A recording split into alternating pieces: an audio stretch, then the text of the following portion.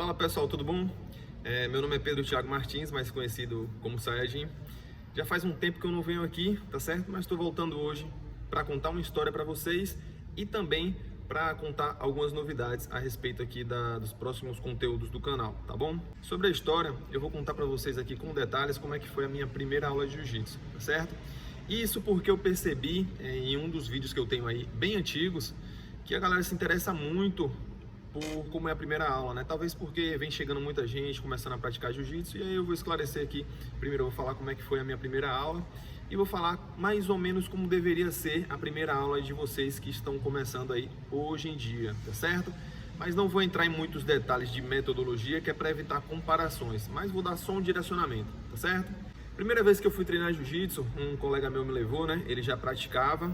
E como eu sempre fui admirador da arte marcial, eu tinha muita curiosidade de conhecer o jiu-jitsu. Então ele me buscou e me levou para a academia onde ele treinava. Chegando lá, né, era um ambiente, digamos, razoável, nem muito grande, nem muito pequeno, acomodava muito bem a quantidade de alunos que tinham treinando. Mas não era um ambiente, assim, digamos, muito tão aconchegante quanto costuma ser uma academia de jiu-jitsu hoje em dia, né? Ou seja, tinha uma baguncinha ali, um fedorzinho de kimono sujo, um ambiente meio desorganizado, mas a galera era sensacional, né? Era o estereótipo do jiu-jiteiro que realmente era vendido na época, né? O que atraía pessoas que gostavam de arte marcial, mais precisamente do estilo de vida de jiu-jitsu, né? Aquela galera forte, cheia de tatuagem, enfim, cara de mal, orelha estourada. Aí era aquele ambiente antigo, digamos, né? Cheguei, ele me prestou um kimono, era bem grandão, folgadão. Aí beleza, né? O formato da aula era aquele mesmo, a gente começou aquela resenha, enquanto a gente alongava, a galera mais entrosada ali resenhando. Eu, como estava curioso, não conhecia muita coisa, fiquei na minha, né? E aí, enfim, alongamento vai, alongamento vem, resenha vai, resenha vem. Começamos o aquecimento. Fizemos um aquecimento talvez breve, não me lembro muito detalhes assim a parte de aquecimento em si ser cansativa, né? Mas, enfim, me lembro mais de ter uma parte técnica. Os professores eram muito bons, né? Meus dois primeiros professores foram professores sensacionais, até para a época. E, enfim, no sentido de demonstração da parte técnica, tá?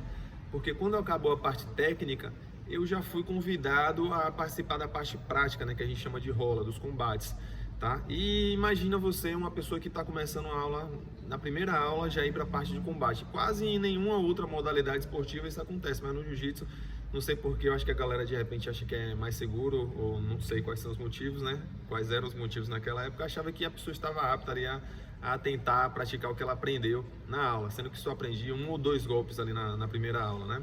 Só que, como um típico faixa branca, né, muito sagaz, na época, isso em 2006, tá, pessoal?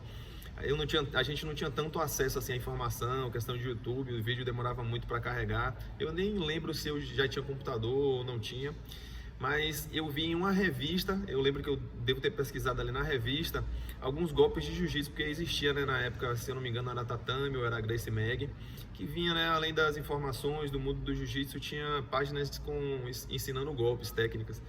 E aí eu tive acesso a alguma dessas revistas e aprendi uma técnica na minha cabeça ali, né? Foi fácil de memorizar uma das técnicas que eu vi na revista, que era uma chave de pé reta. E aí eu lembro que eu tentei isso na minha primeira aula com o meu primeiro adversário, meu primeiro colega de treino ali na hora, e deu certo, acabei finalizando ele. E ele não gostou muito, porque na época esse golpe era proibido para faixa branca, né? Ou seja, era irregular. E aí ele, depois disso que eu consegui, finalizei ele, né? Fiz uma força absurda, deu certo. Durante o treino, eu vou falar quem é, tá? Mas durante o treino ele me fez uma ignorância também, ele que acabou me machucando. Ou seja, machuquei, saí de lá um pouquinho assim lesionado, mas saí feliz da vida. Primeiro, porque uma coisa deu certo ali e tal.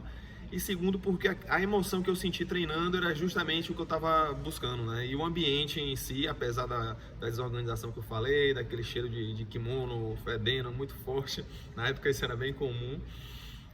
Apesar disso tudo, o ambiente me cativou, tá certo?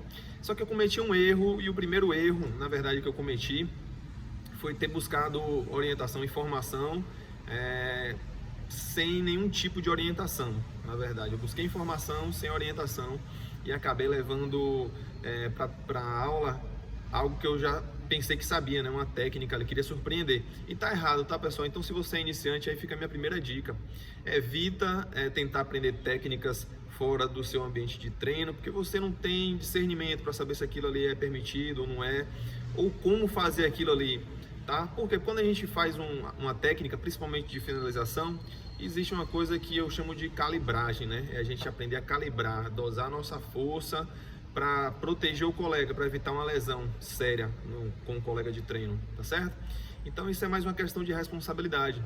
Então, se hoje em dia você vai para a sua primeira aula, ou você já treina, é faixa branca e está pesquisando técnicas na internet, você tem que ter muito cuidado para de repente você não levar isso para o treino e fazer sem a orientação do professor, sem o conhecimento do professor e acabar machucando o colega de treino.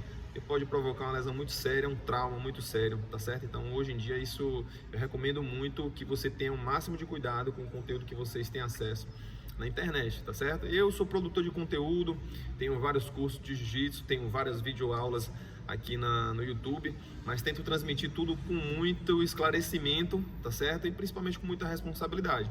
Mas nunca deixe, se você tem dúvida, beleza, é bom você aprender, mas se você está vendo uma técnica ali, de repente compartilha com o seu professor, tira uma dúvida com ele, pergunta se aquilo ali é permitido na aula, ou no jiu-jitsu ensina, no jiu-jitsu esportivo, dentro das regras, pelo menos da maioria das federações, que é justamente para evitar que isso aconteça.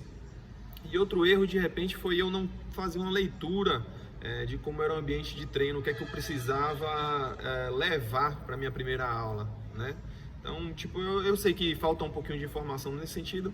Inclusive, eu pretendo trazer aqui alguns vídeos educativos de como você deve se portar também como aluno ou como pessoa que está indo fazer uma primeira aula experimental, de modo que você vai olhar o ambiente de treino e vai saber como se comportar devidamente.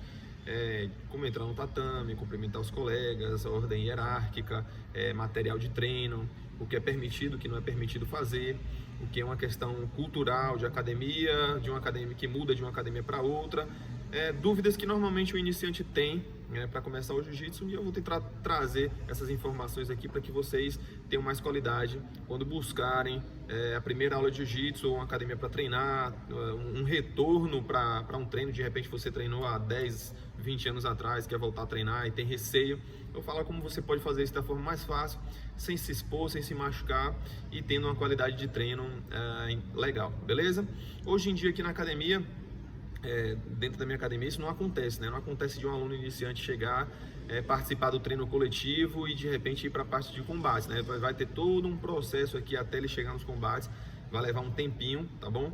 Inclusive, até ele ser introduzido na turma coletiva para aprender técnicas, ele vai ter que ter uma experiência antes disso, para esclarecer um pouquinho melhor como é que funciona, né? Coisas que eu compartilho com o aluno, eu venho trazer para compartilhar aqui com vocês também, para que vocês tenham uma base.